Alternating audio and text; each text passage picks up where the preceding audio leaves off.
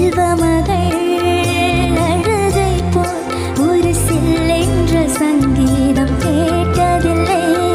பொன்மகளின் புன்னகை போல் யுக பூக்களுக்கு புன்னகைக்க தெரியும்.